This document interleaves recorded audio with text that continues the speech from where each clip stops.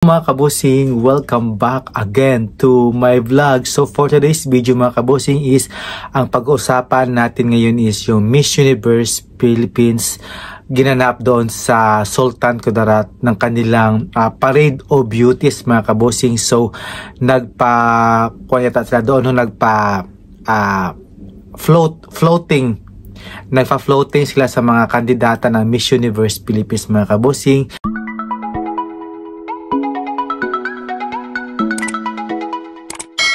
Let's see mga kabosing yung kanilang mga ganap talaga doon mga kabosing sa kanilang Parade of Beauties ng kandidata ng Miss Universe Philippines, na kung saan dami talaga doong na nakipagsiksikan sa kalsada, at syempre marami din doong nakipagkuhan doon sa mga kandidata, nakipagkaway. Yung isa pa doon is parang nahimatay pa sila sa mga kandidata na sa sobrang nilang idol talaga na si Alexi Brooke. Tsaka meron naman doong nakipagpa-picture, at syempre dami talagang nakasubaybay sa mga kandidata ng Miss Universe Philippines na hindi natin talaga ma-expect yung matinding pag-welcome sa mga kandidata mga kabosing when it comes sa pageantry ng mga Miss Universe candidate like sila Alexi Brooke. Grabe din kanilang mga supporters, at syempre kay Atisa Manalo di rin natin maikakaila doon, at syempre yung si Miss Baguio, dami din talagang sumusuporta kay Baguio, kay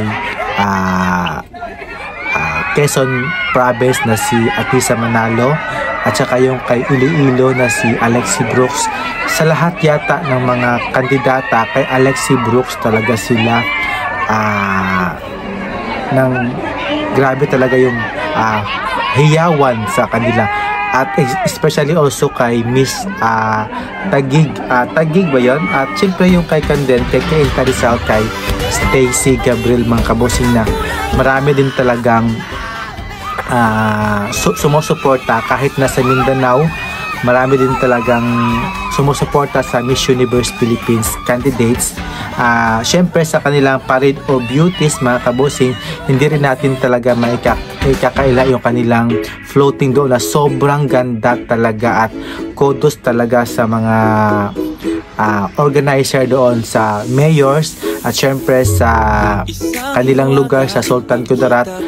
Sobra talagang nag-enjoy talaga yung mga tao doon sa mga gusto nilang makita yung mga candidates na gusto nilang suportahan sa Miss Universe Philippines mga kabosing. So ayan, sa sobra ko talaga na impress sa kanila doong mga paandar doon, at syempre sa kanilang gala. At syempre tomorrow is national costume mga kabosing, so doon gaganapin sa Sultan Kudarat yung kanilang national costume. So sobra talaga akong na-impress doon sa ginawa ng organizer ng Miss Universe Philippines mga kabosing, na pinaparada talaga lahat ng mga kandidata doon sa floating, sa sasakyan, sa kalsada, at maraming nag-aantay doon sa kanila. At syempre sa kanilang mga beauties talaga is marami talaga doong na impress sa mga beauties like kay Taguig,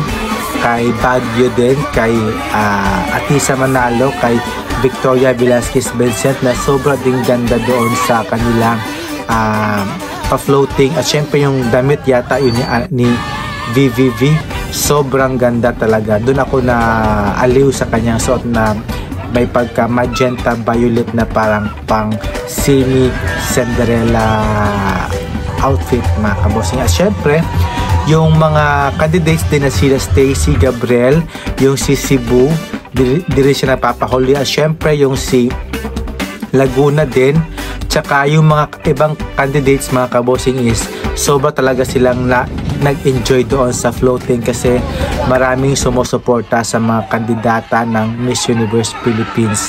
Syempre natuwa rin si Shamsi Supsup doon, kung nakita sa videos na yun, na sobrang tuwa. At syempre yung kanyang asawa nandoon din, na sumusuporta din kay Shamsi Supsup. At syempre ayan, marami talagang basta let's say na lang na maganda talaga yung mga pinakita talaga ng mga candidates at syempre ng organizer sa Sultan Kudarat. So let's see tomorrow sa kanilang national costume na hosted by Marco Gumabaw at syempre yung si Arbony Gabriel na Miss Universe Philippines 2022 mga kabosing. So don't miss it bukas mga kabosing yung kanilang national costume.